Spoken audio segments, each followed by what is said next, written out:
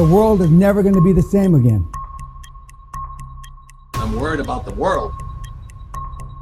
The mass chaos and crises that there was in the world, it's going to be just like that now. This is not an accident. How long is it going to last? Longer than even for those of you that have some cash in the bank, way past your cash reserves. Out of 100 people, 4 will get the message. This thing isn't going to be over in a few weeks. This thing isn't going to be over in a few months. Ken, you ready? I'm ready. Bull, you ready? I'm ready. All right. Woo! Welcome back, ladies and gentlemen, to another episode of the Bull and Max Show. And all of you degenerate delinquents are about you need to do the introduction today. properly. Everybody's waiting for this introduction. Again. What's the introduction? Did I not do it? Ladies and gentlemen, this is the Bearable Bull. People legit wait to hear you sing that. I've been one of these guys that's put you on repeat about 20 fucking times in my kitchen while I was having my lunch just to hear you say that. I honestly think that people prefer the Scotsman saying it more than me at this point, bro. That's where I think that's the truth. That people prefer you, motherfucker. Yippee-ki-yay! Welcome back, ladies and gentlemen. This is the Bearable Bull here, and that was special for Ken fucking Mac because he doesn't want to talk about the stupid aliens and getting probed and shit.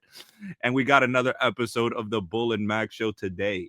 We're gonna dive into the XRP charts because Ken Mac sees a little sugar spice and everything nice for us XRP holders, and we're gonna get into a lot of the, world events that a lot of people don't think can really happen, but we here on this channel aren't afraid to dive in.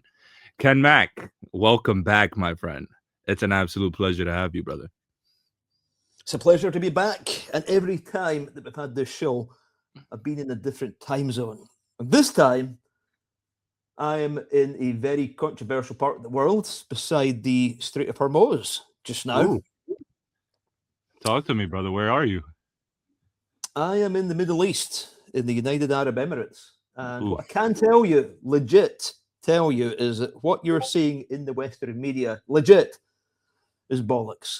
Dubai is genuinely busy. It's peaceful. Nobody's panicking. It's genuinely business as normal. And I'm not just saying that. I'm not getting paid to say that. This is from my experience being here. Nothing's happening here in Dubai. So no Iranian nukes. Nothing. It's peaceful. Everybody's happy. Everybody's busy. It's obviously a little bit quieter just now because it's going into the hot season, but it's fine. You know what's hilarious? You know how many people that live in New York fucking city we're over here saying that Dubai is dangerous because of those bombs. I'm like, please sit down. Some homeless dude could push you onto the A train tracks tomorrow. Please. No, I've not met a single person yet in Dubai that is on edge. Not a single human being yet. Excellent. Ken, I think it's interesting what's going on in the world right now. I think we're heading into a strange time. I think if people don't get what's about to happen, you should.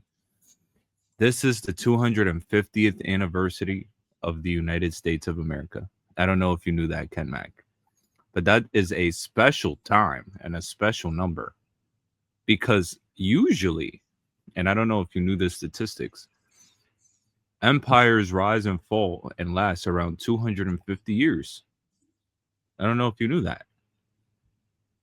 Nope. And here we are with Donald Trump tweeting praise Allah, pictures of him as Jesus, and World War III at our doorstep. We also have this movie that I was watching the other day called Independence Day. I don't know if you guys in the audience have seen it, but it's about aliens arriving over every major city, doing weird things. And here we are with Donald Trump saying that UFO disclosures are on the horizon. Ken Mac, tell me your 2 cents. What do you think? What's on the horizon?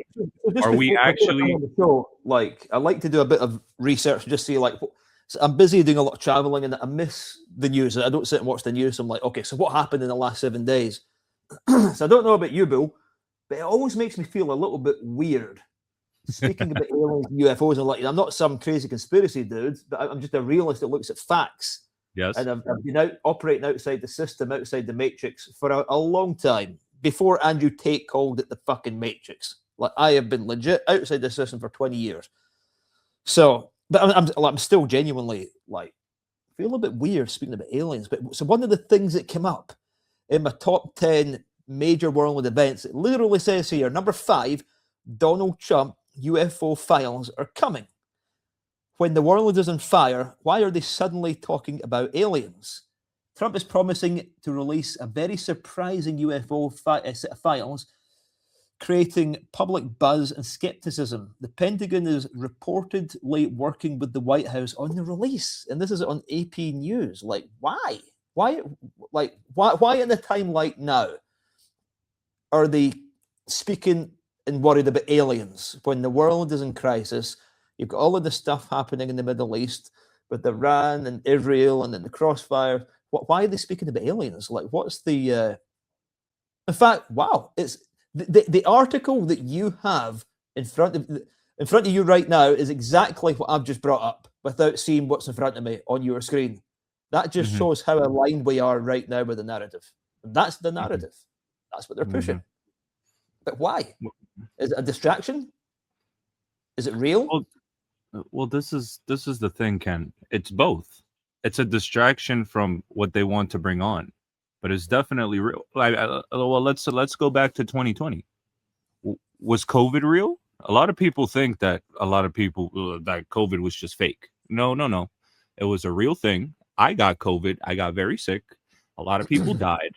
The world got locked down, and it was a real thing.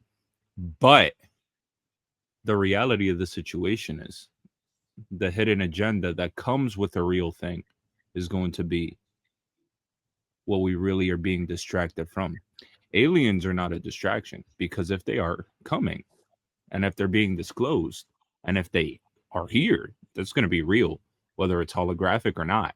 Is some real shit is about to happen with aliens. And I hate being the alien dude. I'm really not. I hate being the conspiracy guy, but guess what? In 2020, I was right about everything. The only issue is what's going to happen to our real lives. Like, this is a legitimate problem that we're going to have to deal with. We've never been in a situation where some extraterrestrial life was over here being confirmed, and we're over here literally dropping bombs on the brink of world war while this is happening at the same time. This script is about to be fascinating, with robots about to go fully online and a financial crisis on standby, ready to happen at any given moment. Ken Mack, this is unbelievable. And I think the fact that aliens need to be brought into the equation just goes to show the seismic nature of how bad this financial collapse is. This is my issue with people. People think I'm just some woo-woo dude. No. The truth and the fact of the matter is they hide how bad the financial markets are behind world events. COVID needed to happen to hide the fact that the economy is broken. 2008, the economy was broken, but we kicked the can down the road. Now Donald Trump is the king of kicking the can down the road. He truly is. He wants to break this system fully. But the only way you can justifiably have the system break fully without him being blamed politically for why the system broke fully is something so big, so dire, so out of this world. They literally have to bring aliens to the forefront. I'm so excited. I keep telling everyone all I want in this new era that we're about to step into. I just want to be one of the favored amongst the lizards, so that when they abduct everyone and they're doing anal probes and all this different shit, they just view me as entertainment and they have me as a news anchor for the peons. That's what I want. I want to be an entertainer. I just want a good job amongst the lizards. That's it. That's it. That's all I want, Ken Mac. That's it. I just don't want to get killed or fucked. Anal probed. That's it. Okay. So I got an interesting message today from a friend, and he said, Elon Musk said, don't worry about squirreling money away for retirement in like 10 or 20 years. It won't matter. AI and robotics will collapse labor costs to zero. Living costs follow. You're not saving for security. You're saving for a world that stops existing. Money won't matter. Saving for retirement is now irrelevant. This is what this Elon Musk guy said. The average human wage is $40 per hour. Tesla Optimus 3 will work 12 hours on one charge at 51 cents per hour, with no holidays or sick days. That's what Elon Musk said. And the golden question is he a lizard? Yes or no? I mean, he's whether he is or he's not, he's definitely working to bring on the lizard system. He's working with them. He's not innocent. Elon Musk is one of the biggest proponents of the anti-human agenda, regardless of what he says. He's bringing on he's literally sending us out of this world. He has the out of this world Wi-Fi that's supposed to cover the entire planet. I don't think that's just for good. I think that's part of the control grid. He has the AI. He has the social media. He came from the money. So it's a full-blown monopoly that he wants to take over. He has the vehicles that you could turn off if your social credit score is bad. It's unbelievable.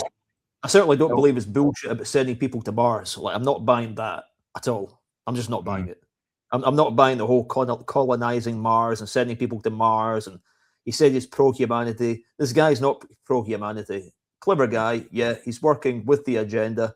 He's, he's literally saying, telling us how dangerous AI and how worried he is about AI taking over the world. While being at the forefront of it. He's the one that's creating it, so he's creating the problem. And then he's telling the world about how bad it's going to be. Like, how does this make any sense?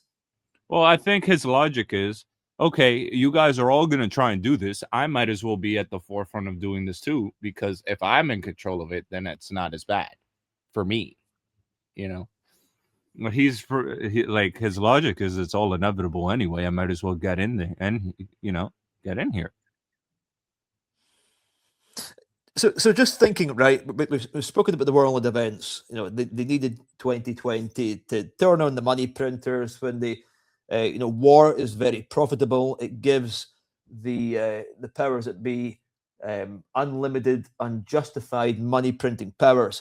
Now, if you take a look, I don't know if you follow the M1 and the M2 money supply. I can bring up the charts on the screen to show you guys, but you can see very clearly from the charts that from 2008, so from when the Lehman Brothers had collapsed. So some people prefer M1, some people prefer the M2. But you can see here the velocity of money started here exponentially. So that was kind of like the trigger event, 2008. And then they started pumping all this liquidity into the system. So like we're basically touching 40 trillion US dollars. So question number one is, how are we going to repay that back? And number two is, who do we owe this money to? Because I still haven't figured out that part yet.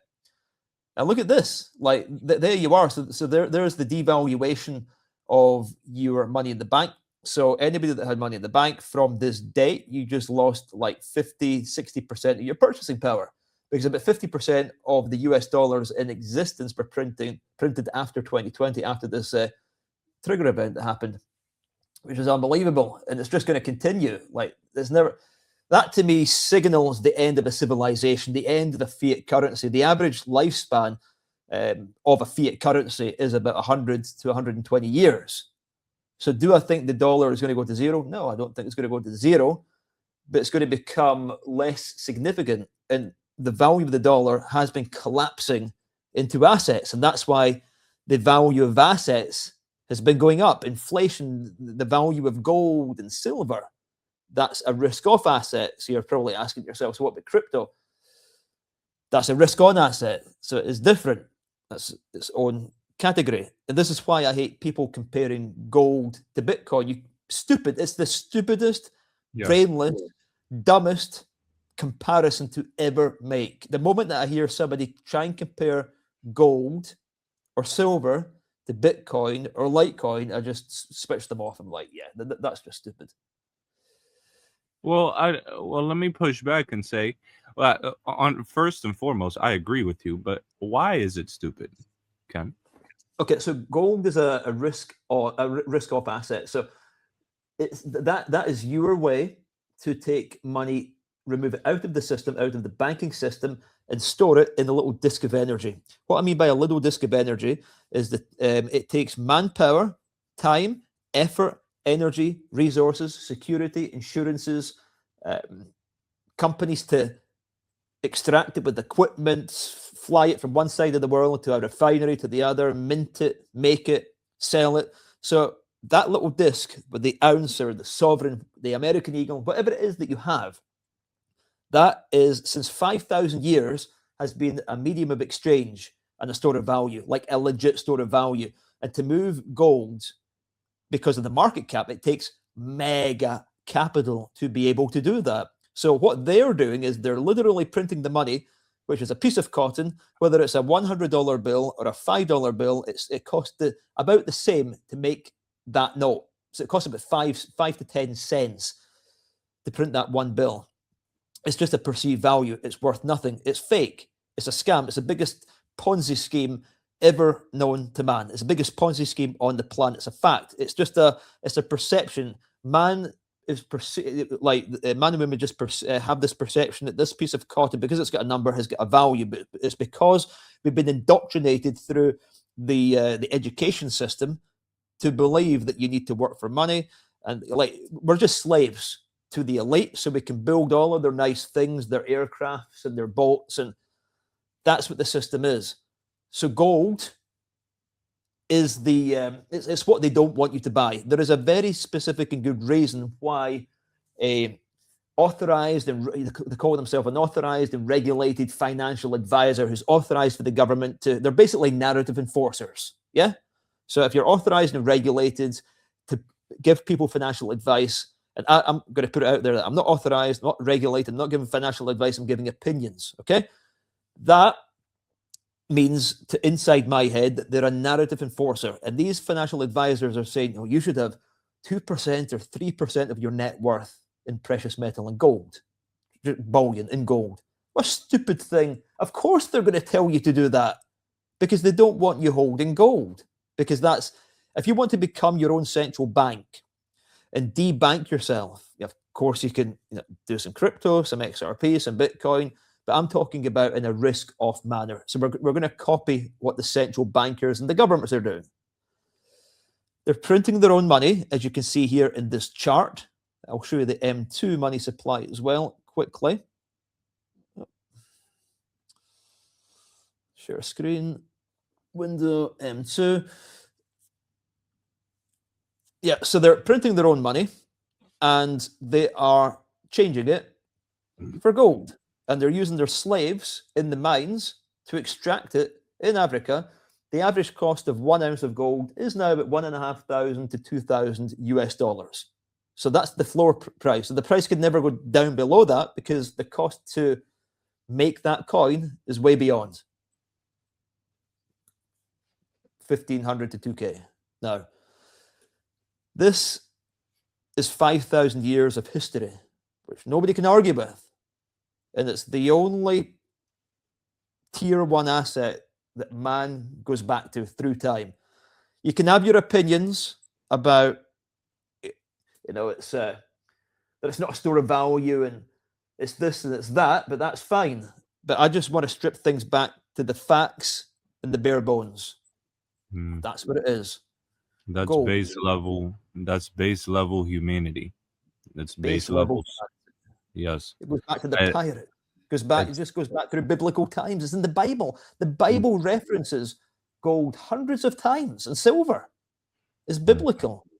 Yes. But when you then you get the idiots that compare. But it's not Bitcoin. You can't you can't just send it to somebody on the other side of the world. But that's the whole point.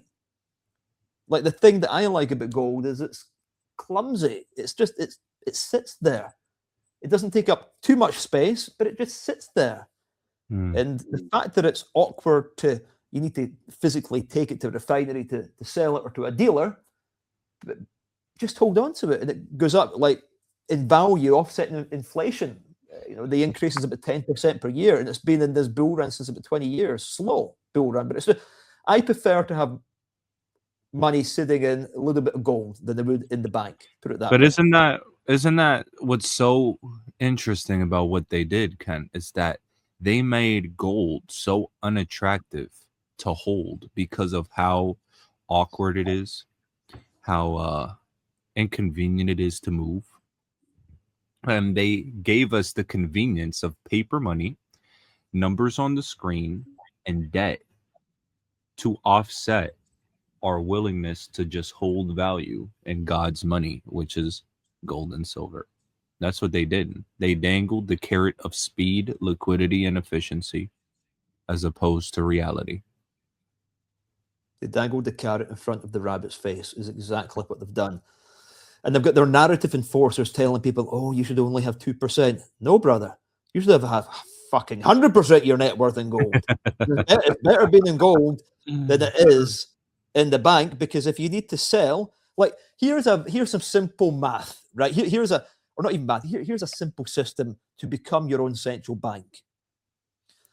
This is how to do offshore banking without having an offshore bank, to completely remove yourself from the system and become your own central bank. You can get a company, for example, in Singapore. You buy your gold, you send the money from the USA to Singapore, and you buy the gold, and they take that gold and they put it into the vault for you. And it sits there. It's now out of the system.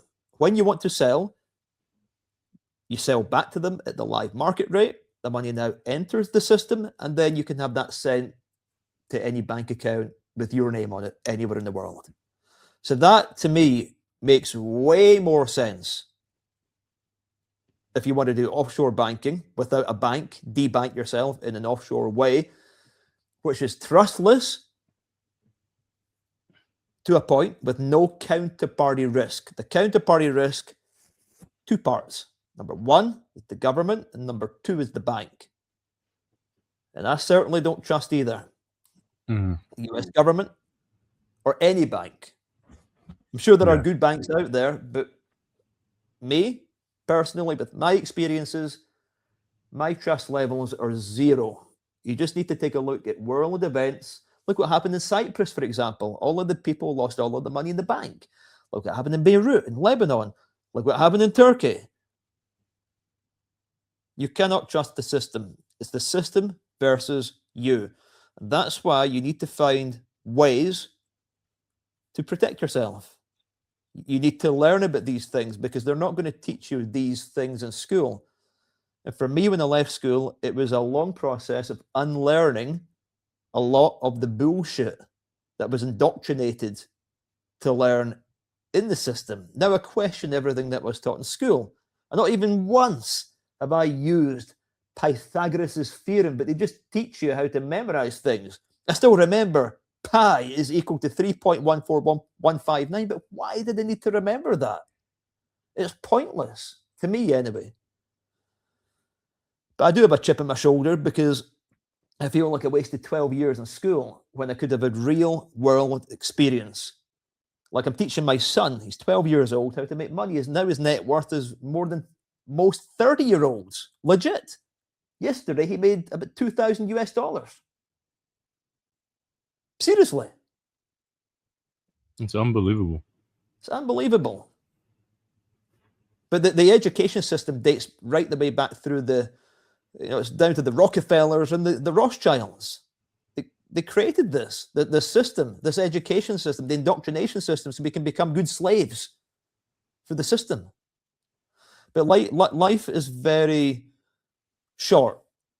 And the biggest scam and the biggest lie that we've ever been sold is you work 40 years to retire at 65 to enjoy 15. And by that time, you might have a big pot of money, but you don't have the energy to enjoy it, to do the things that you could be doing and enjoying in your 40s, maybe your 50s, your early 50s. Absolutely. And that's, you know what, Ken, that's part of the reason why I'm an XRP guy. Because for a lot of people, whether you're a boomer, Gen X, Y, Gen Z, millennial, like XRP is your fast track to a retirement. Truly. It's your hedge against the system. It's not God's money, you know, because we did create it, but it is value that we think is going to be used in a world stage and is going to accelerate our access to freedom. And something we were talking about actually last week, for those of you that don't know, me and Ken, we recorded a pod, and after the pod was over, Ken Mack decides to pull up the XRP chart. I'm like, Ken, what's going on? We should have put this in the video. And we're like, you know what? It's actually better that we're doing this now, because between me and you, Ken, I think this is when this transmission needs to be purported to the world. I'm excited about what you have to say, brother, and some analysis that I think the world needs to hear. Talk to me, my friend. What do you see? Okay, immediately, the very first thing that I can see, specifically with the stochastic RSI, is it's very, very oversold. So if you're sitting in XRP just now, it would be a very bad idea to sell XRP. See the line at the bottom here? It's so low. It's kind of like a bottoming out pattern I'm looking on the monthly chart. Now, there are three key levels that I always look for that are always met in trading. And it's the 0.764, the 0.786, and the 0.886. Now, what's interesting is that, you know, this is, a lot of people have got a very short-term view in the markets, and they're looking at the 4-hourly charts and the hourly charts. Just get away from them. If you're trading the charts, which is a very specific skill that 98% of people lose all of their money, forget that, unless you have that skill. Time in the market is worth more than timing the market in that case, for most people. Yes. Now, where is XRP going to go from here? Do I believe that we bottomed out? So we had the podcast with Waters Above, and he thinks that it's very possible that we have. But if we haven't, where are we going from here? The next logical move for XRP would be for us to touch $1 right here, the 0.786. In an extreme event on the monthly chart, it could go as low as 65. Will it go lower? Definitely not. Is there a chance that it might not go down here? Absolutely. But the RSI, I'm going to just bring up just the normal RSI as well. As it said, the stochastic is more of a momentum indicator. The RSI is kind of like a lagging indicator. So let me just put it on the weekly, see how it looks. You know, the time to sell, if you're going to be selling, is up here when the market was very oversold at 91. And that was when we had this spike here up to $3. But again, we had this run up to 340 and then 360. The pattern that you can see here is a falling wedge on the weekly chart. So it is a bullish pattern. So this is bullish, not bearish. So the bottom of this pattern, which absolutely, like we could have a wick down there and still remain in this pattern. So XRP is basically bullish. Yeah. Is $1. We could still touch 65, but we need a big event. Something needs to happen. There needs to be some political thing. Maybe not so much a black swan, but there just needs to be something. The aliens, Ken. But this is what I mean, Ken. The reason I love you and the reason I have you on is because we've both. I remember when we had Waters on, and we were discussing how I believe both of you are correct. I am profoundly bullish on XRP, but I'm also anticipating a COVID 2020 style event that could crash us down one more time to be catalytic for XRP adoption. Because let's make something abundantly clear, Ken Mac. XRP did not just take a normal path here in this crypto market. Like XRP did not go up in value past all-time high last cycle, even though it has 1,700 NDAs, 500 partnerships, access to trillions of dollars of payment rails, SWIFT, derivatives, tokenized stocks, etc. The reason we went through a 5-year-long illegitimate bullshit lawsuit, the reason we got delisted from exchanges over a fraudulent lawsuit, the reason we did not touch all-time highs for 8 years, in my opinion, is because we're going to move up so high and so aggressively and so quickly once we start, that it's going to be as if none of that ever happened. And what I'm here to tell you, Ken, is I wouldn't be surprised if they pull a fast one on us one last time to have their catalytic event, whether it's UFOs, war, whether it's anything they choose. It could be they kill Trump and civil war starts in America. You know, that he just got shot at the other day. We didn't even mention that. Isn't that unbelievable? Unbelievable. So any one of these things can happen to trigger a mass panic. But we're still bullish. At this level, Ken, I am profoundly bullish. But I'm also anticipating the downside of one more random event. We should all be moving in this market as if we're bullish, in my opinion, especially for XRP. So we talked about that downside. The downside is only in the event of some random bullshit happening. But overall, Ken, now let's talk about this upside. Where could the XRP price go based on where we've been and based on all this price suppression we've been experiencing? So I just want to say that if anybody that's listening to this now decides that I'm going to sell my XRP on the anticipation that we're going to touch these levels and it's going to go down to 65 or $1, that's up to you. That's nothing to do with us. It's when the chart looks like this, what I've shown you, but in a bullish formation, it's very high. It's more risky to do that than just to wait. The lowest risk move here is just to sit and wait. Now, the worst case scenario move that we're looking at for XRP is $6.44, which is the 1.618 golden ratio. That would be a 363% move. So that would be I would consider that a small move and a very realistic and conservative move for XRP. And that would be from the current level that we're at just now.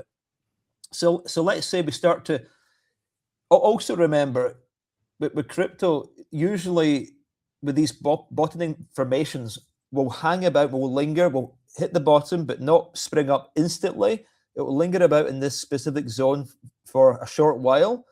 It will form the bottom, and then we'll start the new uptrend.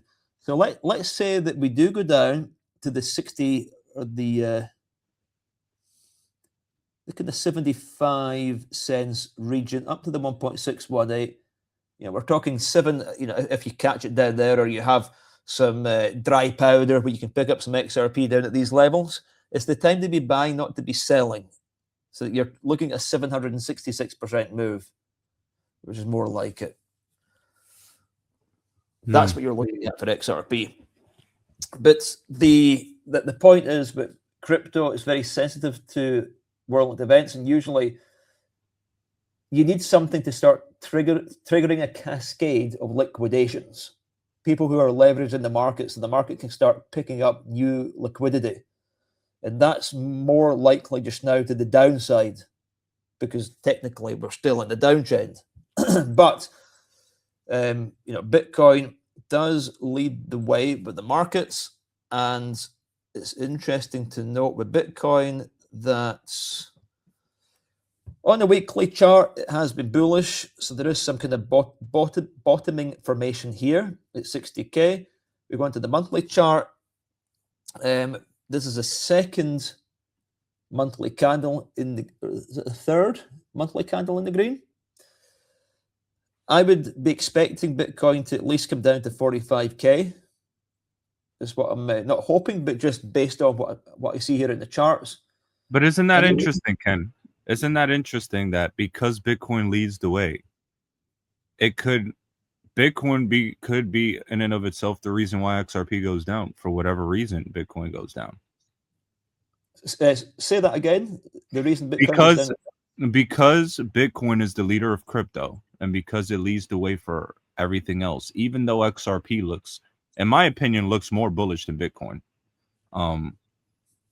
it could still drag XRP down because Bitcoin needs to do Bitcoin it sucks the liquidity out of the market. Yes. Because the Bitcoin dominance increases, and as the Bitcoin dominance increases, it sucks the liquidity out of everything else underneath it. So also, this is interesting to note that when you look on the 2-month chart, you can see the stochastic RSI is making this bottoming pattern now as well. So this is showing that we're close to the bottom of the market, because you'll notice here, when we bottomed in the RSI on the 2-monthly chart, we hit 15K, look at that, and then we started the new run up, yeah? And then we were oversold, overbought.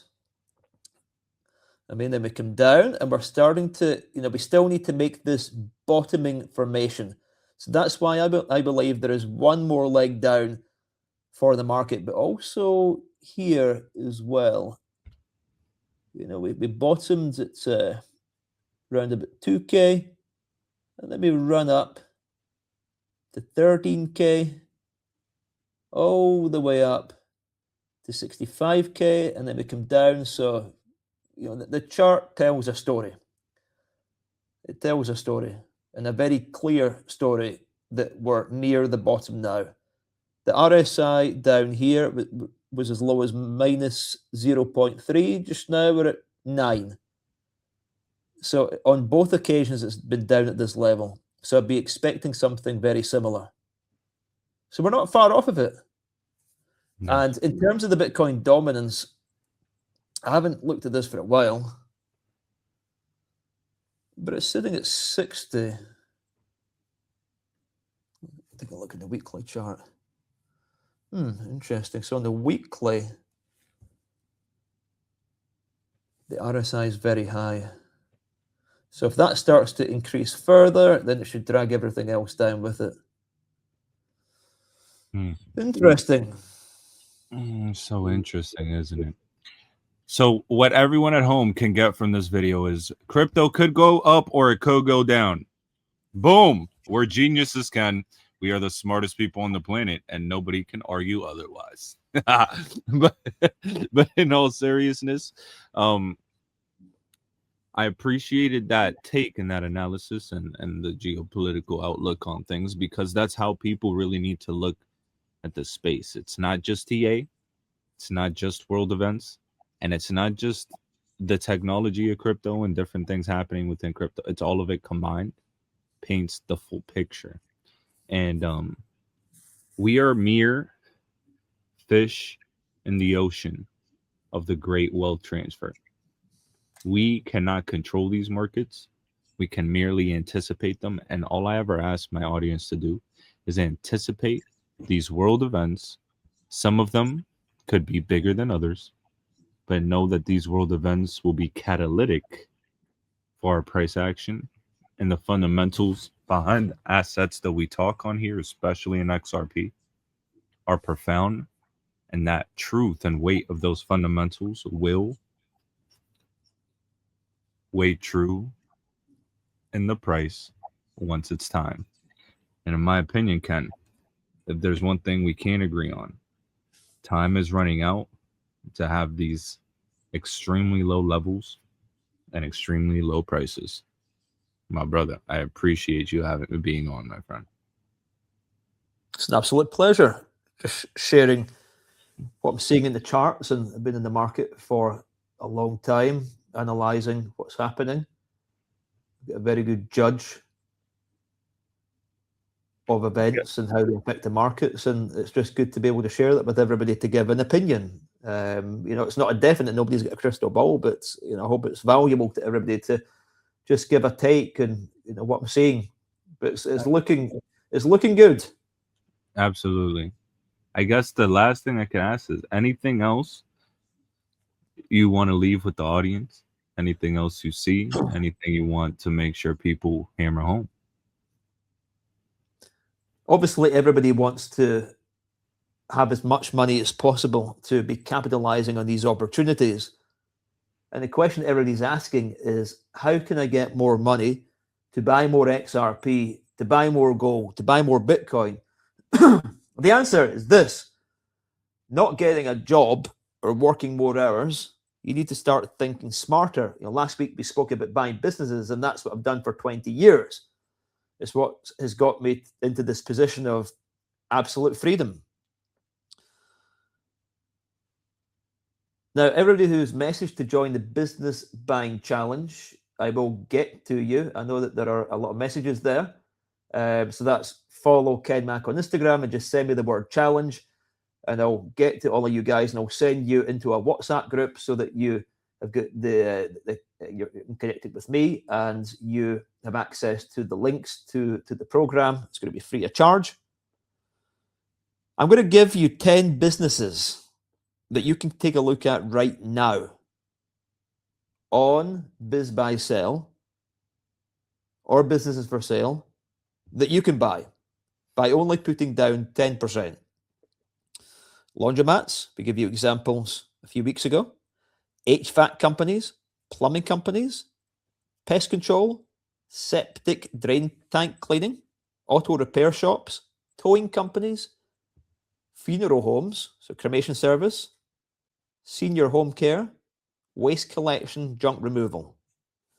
One of the best businesses for beginners is laundromats and pest control, cleaning companies, auto repair. Like, they're all easy businesses to buy.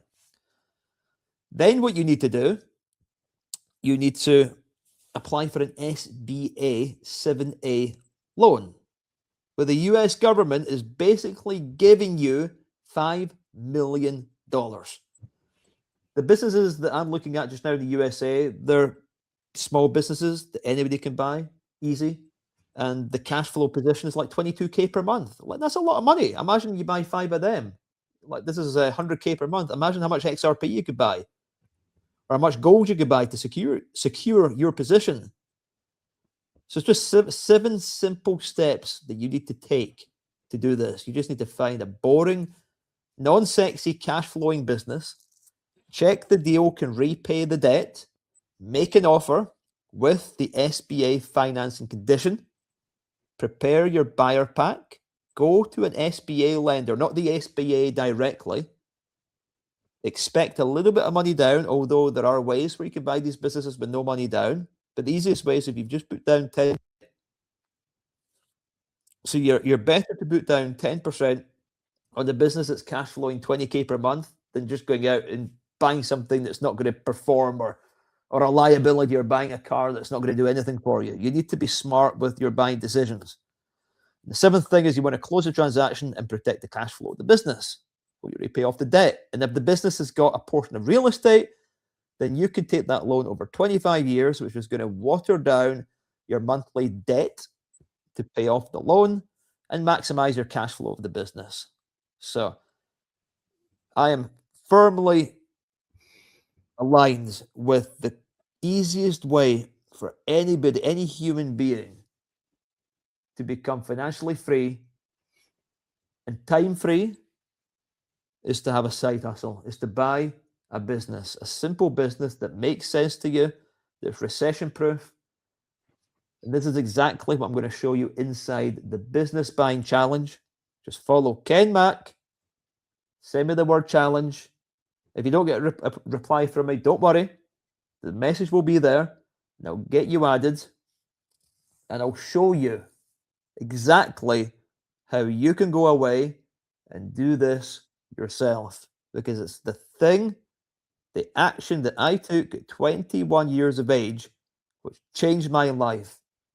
And my son is exactly what I'm going to teach my son, how to buy a business. I'm going to get him to, when he's 17, I'm going to get him to buy a business, not start a business. He's going to buy a business, because it's the cheat code.